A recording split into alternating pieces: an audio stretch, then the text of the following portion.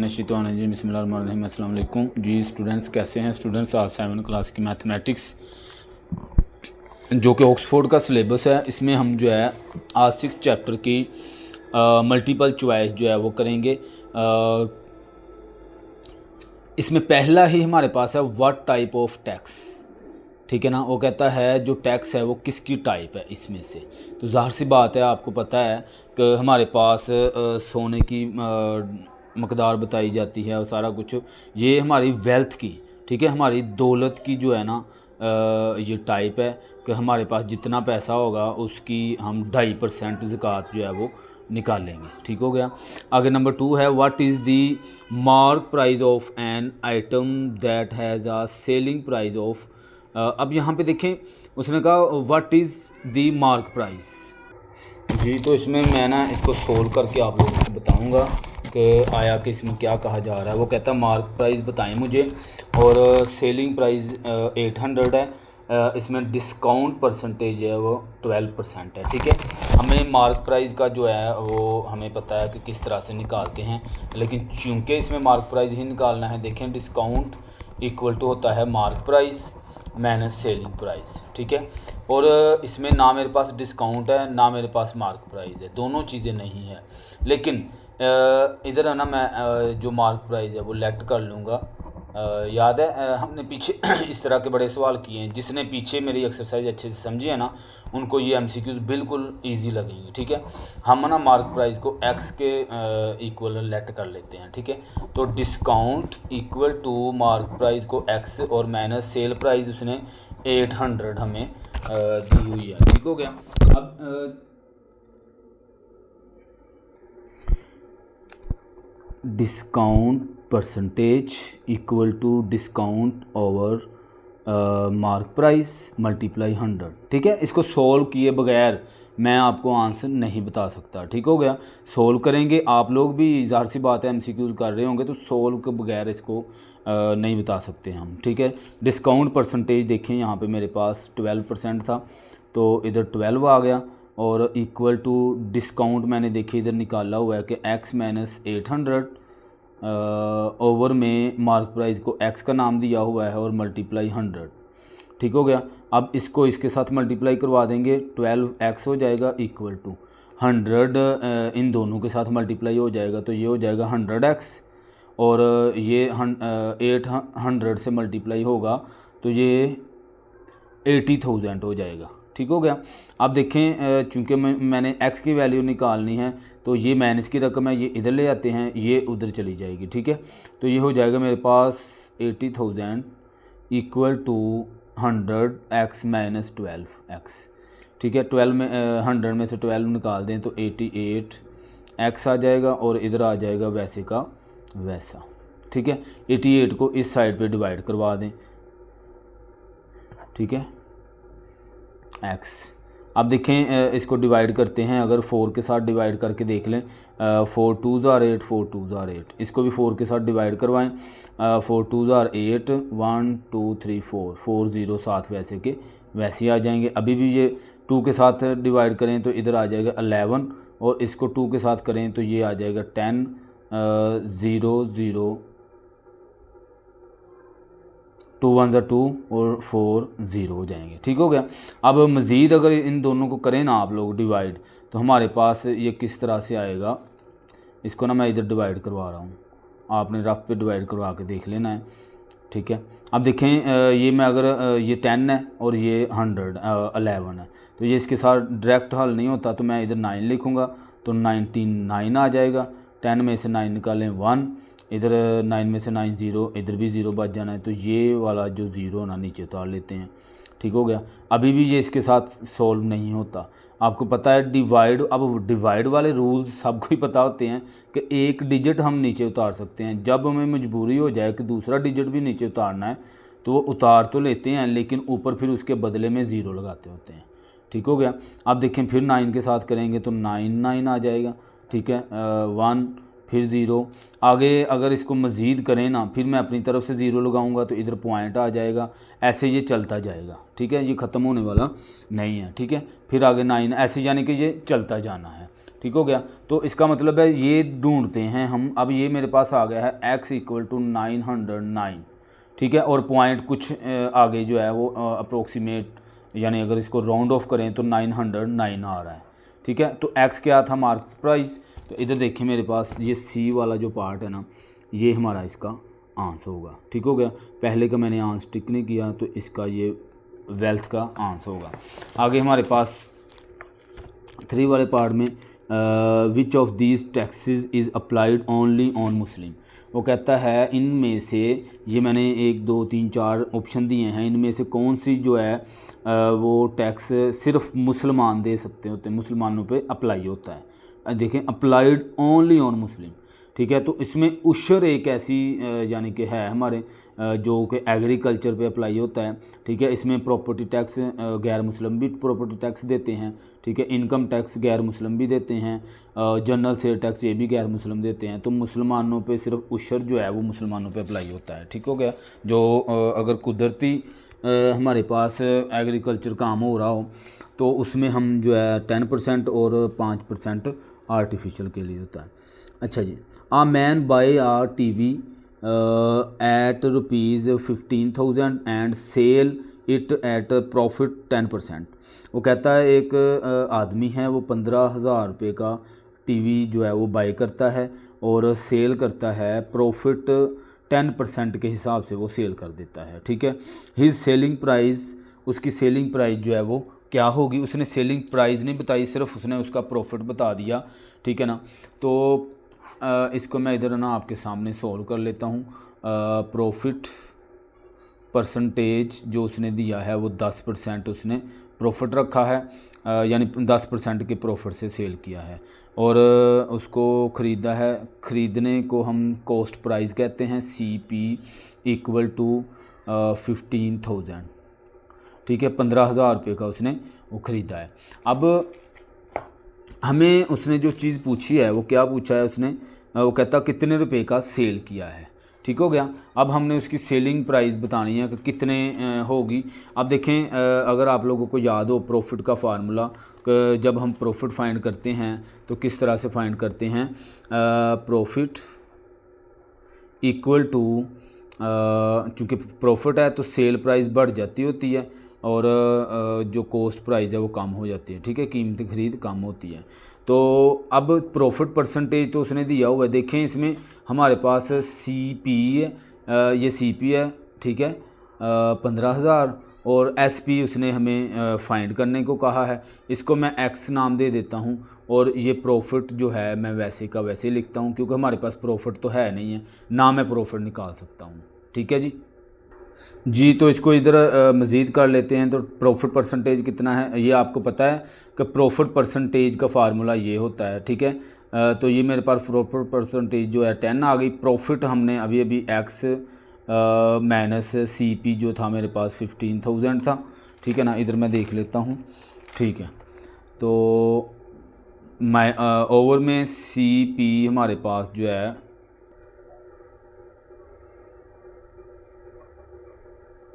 ठीक है जी। आप देखें ये 2 ज़ीरो इस 2 ज़ीरो से कैंसिल हो जाएंगे, और इसका, ठीक है, बस इतना ही। ये आगे इसके साथ नहीं कट कर देना, ये कट नहीं होता इसके साथ, ठीक है। ये 150 इसके साथ मल्टीप्लाई हो जाएगा इधर आगे, ठीक है। 10 × 150 इक्वल टू X माइनस 15,000, ठीक हो गया। अब जो है इसको उठा इसको मल्टीप्लाई करवा दें तो ये 1500 हो जाएगा, और ये मेरे पास वैसे का वैसा रहेगा।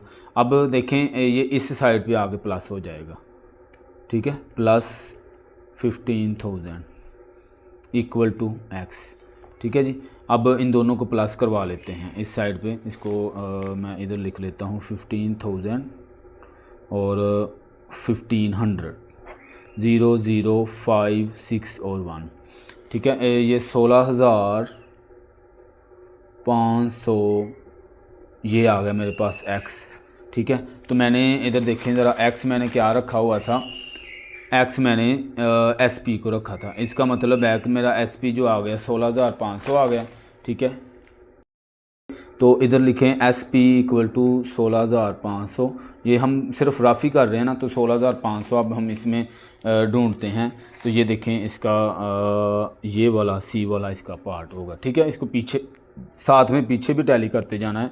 हमारे बुक एंड पे ना जो है आंसर लिखे हुए हैं। अच्छा, been about a piece of cloth ₹40 per metre, ठीक है। वो कहता है कि एक बीना है जो कि एक क्लॉथ पर मीटर यानी 1 मीटर का पीस है, वो ख़रीदती है 40 रुपये में। वो कहता है she sold 10 metre for ₹360, calculate the gain और लॉस। वो कहता बताएं उसने प्रॉफिट हासिल किया या लॉस, ठीक है। तो हमें तो पहले ये पता होना चाहिए ना कि ये इसने कितने की ख़रीदो फरोख्त की है। तो पहले उसने जो पर मीटर पीस एक ख़रीदा है ना, एक पीस क्लॉथ ख़रीदा है, वो ख़रीदा है उसने, ये मैं रफ सा लिख रहा हूँ, ये कौन सा नीट है, ये सिर्फ आपने बात समझनी है यहाँ पे, ठीक है। 40 रुपये का उसने ना एक पीस ख़रीदा है, वो पर मीटर था, ठीक है, यानी 1 मीटर उसने 40 रुपये का ख़रीदा है। अब उसने जो सेल किया है ना, तो वो किया है सेल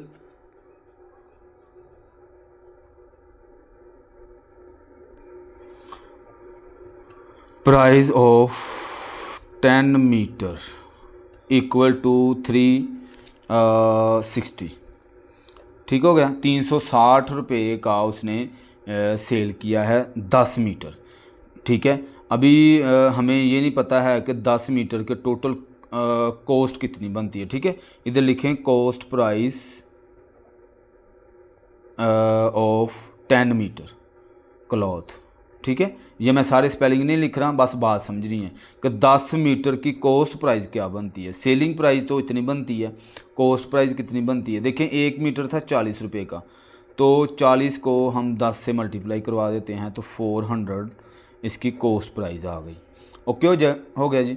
अब 400 रुपये का उसने ख़रीदा था और 360 रुपये का सेल कर दिया। अब गौर करें कि कीमत ख़रीद जो है उसकी बढ़ गई है और कीमत फ़रोख्त कम हो गई है, ठीक है। सेल उसकी कम है, तो ज़ाहिर सी बात है ये उसने ख़ुद को लॉस दे दिया 40 रुपये का, ठीक है। तो लॉस का फार्मूला हमें सबको पता है कि 400 में से 360 निकाल देंगे तो इधर आ जाएगा 40, ठीक हो गया। लेकिन चूंकि अभी हमने 40 नहीं लिखना इधर, उसने हमें ये कहा कि भाई बताएं कितने परसेंट का उसको लॉस हुआ या गेन हुआ।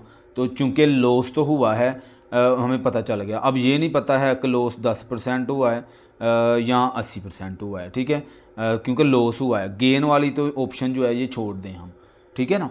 तो इसको लॉस परसेंटेज निकालने का फार्मूला आप सबको ही पता है। Loss percentage equal to loss over CP multiply 100, ठीक है ना। ये सारे फार्मूले आप लोगों ने अच्छे से याद कर लेने हैं। अगर याद नहीं करेंगे तो ये क्वेश्चन सोल्व नहीं कर पाएंगे आप लोग। लॉस परसेंटेज जो है चूँकि मुझे निकालना है, ये वैसे ही लिखें। लॉस मैंने अभी भी ये निकाला है 40 रुपये और CP जो इसका था वो था 400 मल्टीप्लाई 100। ये 2 ज़ीरो इन 2 ज़ीरो से कैंसिल करवा दें, 4 1 ज़ा 4, ये भी 4 1 ज़ा 4 और 0, तो 10%, ठीक हो गया। तो 10% जो है हमें लॉस हुआ है, ये मेरा इसका टिक हो जाएगा बी पार्ट। अच्छा जी, आवाज़ कॉस्ट ₹2500 सब्जेक्ट टू 17% VAT, ठीक है। What will be it's cost inclusive VAT, ठीक है। इसमें वो कहता है टोटल कॉस्ट बतानी है, इसमें इंक्लूड VAT भी होना चाहिए। उसने पहली कॉस्ट जो बता दी है वो ये बताई है और ये विदाउट VAT है, ठीक है, इसमें टैक्स नहीं ऐड है, ठीक हो गया। तो इसका 17% जो है हम निकाल लेते हैं।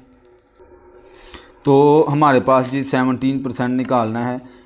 17% का हम डिवाइड कर देते हैं और मल्टीप्लाई 2500 था, ठीक है। ये मैं डायरेक्ट कर रहा हूँ, सिर्फ समझा रहा हूँ आप लोगों को कैसे आपने करना है इसको सोल्व। देखें ये 2 ज़ीरो इन 2 ज़ीरो से कैंसिल हो जाएंगे, तो मेरे पास जो है वो बच जाएगा 17 मल्टीप्लाई 25। इन दोनों को मल्टीप्लाई करवा दें, ठीक है। 7 5 ज़ार 35, 3 कैरी, 7 2 ज़ार 14 और 3 17 मल्टीप्लाई 5 1 ज़ार 5, 2 1 ज़ार 2, 5 2 3 और 4, ठीक है। इसका आ गया 425, ठीक है। अब ये मेरे पास वो रकम आई है जो विदाउट VAT थी, ठीक है। अब हम टोटल जो है इसकी अमाउंट निकाल लेते हैं। टोटल अमाउंट कैसे होगी कि 2500 प्लस 425, ठीक है। इन दोनों को ये हमने सवाल पीछे किए हैं। मुझे लगता है ये क्वेश्चन हमारा 3-4 क्वेश्चन इस तरह के थे। क्वेश्चन नंबर 11 12 13 ये 3-4 क्वेश्चन इसी के तरह के थे, ठीक है। इनको प्लस करवा लें। इधर मैं करवा लेता हूँ 2500 और 425, 5292, ठीक है। इसका आ गया 2925, ठीक है। ये इसका जवाब आ जाएगा। तो मैं देखता हूँ यहाँ पे ये चीज़ है, ये देखें यहाँ पे वाकई में ये 2925 है। इसके ऊपर टिक कर देंगे, ठीक है। बगैर सॉल्व किए इसका आंसर नहीं निकल सकता, तो आपको ये सीखना पड़ेगा, ठीक हो गया। अच्छा जी, how much income tax is paid on an annual salary of rupees 1s 10s 100,000 10,000 100,000 million 2 million if the income tax rate is 5%। 2 million मतलब 20 लाख होता है, यानी 20 लाख 20 लाख रुपए हैं उसके पास। वो हमें ये कह रहा है कि 5% के हिसाब से उसके ऊपर अप्लाई होता है। तो हम इसको निकाल लेते हैं। डायरेक्ट 5% का निकालना होता है तो 100 डिवाइड कर देते हैं और टोटल कितना है 20 लाख, ठीक है। तो ये 2 ज़ीरो इन 2 ज़ीरो से कैंसिल हो जाएंगे।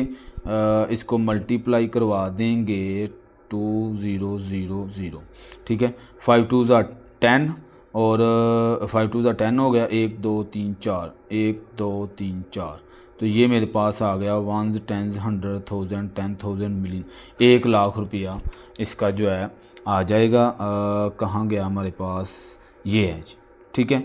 1 लाख रुपए पे आप टिक कर देंगे। तो इस तरह से हमारे MCQs कंप्लीट हो गए। इसको सोल्व करके देखिएगा लाजमी। और इसमें मैं आप लोगों को बताऊंगा कि समरी जो है ना, ये आप लोग याद कीजिएगा। छोटी छोटी चीज़ें हैं इसमें, समझना आप समझेंगे, इसको देखेंगे तो आपको काफ़ी कुछ इसमें सीखने को मिलेगा, ठीक है जी। बहुत शुक्रिया, अल्लाह हाफिज़।